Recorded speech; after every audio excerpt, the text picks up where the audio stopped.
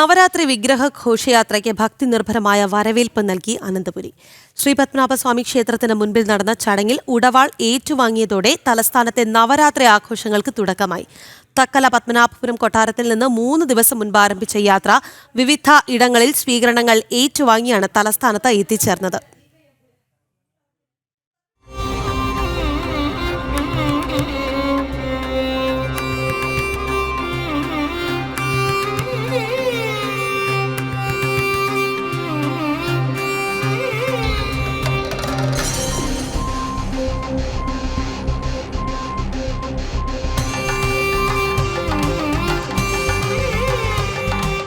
ഭക്തലക്ഷങ്ങളെ സാക്ഷിയാക്കി വായ്ക്കുരവയുടെയും വാദ്യമേളങ്ങളുടെയും അകമ്പടിയോടെ ശ്രീ പത്മനാഭന്റെ മുന്നിലേക്ക് തേവാരക്കെട്ട് സരസ്വതിയും ദേവസേനാപതി വേളിമല കുമാരസ്വാമിയും ശുചീന്ദ്രം മുൻ ഉദിത്തനങ്കയും എഴുന്നള്ളി.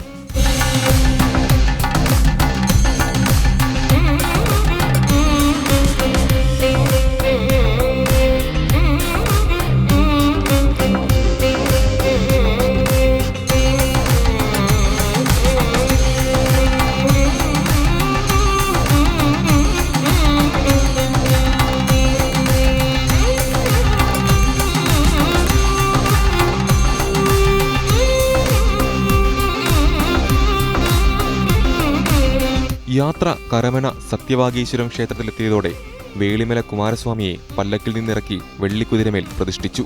അഭിഷേകത്തിനു ശേഷം ആനപ്പുറത്ത് പട്ടുകുട ആലവട്ടം വെഞ്ചാമര അകമ്പടിയോടെ കിള്ളിപ്പാലത്തെത്തിയ സരസ്വതി ദേവിയെയും വേളിമല കുമാരസ്വാമിയെയും ശുചീന്ദ്രം മുൻ ഉദിത്തനങ്കയെയും പുരുഷ വനിതാ സായുധ സേനാ ബറ്റാലിയനുകൾ ഗാർഡ് ഓഫ് ഓണർ നൽകി വരവേറ്റു.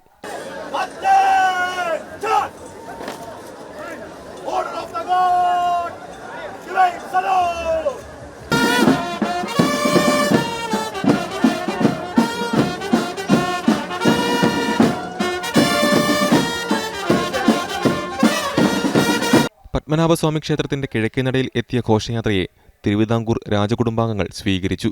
തുടർന്ന് സരസ്വതി ദേവിയെ കുതിരമാളികയിലെ ചൊക്കിട്ട മണ്ഡപത്തിൽ ഇറക്കി എഴുന്നള്ളിച്ചു. കുമാരസ്വാമി ആര്യശാല ഭഗവതി ക്ഷേത്രത്തിലേക്കും മുന്നൂറ്റിനങ്ക ചെന്തിട്ട ഭഗവതി ക്ഷേത്രത്തിലേക്കും കൊണ്ടുപോയി. ഇതോടെ നവരാത്രി ആഘോഷങ്ങൾക്ക് തുടക്കമായി. ജനം, തിരുവനന്തപുരം.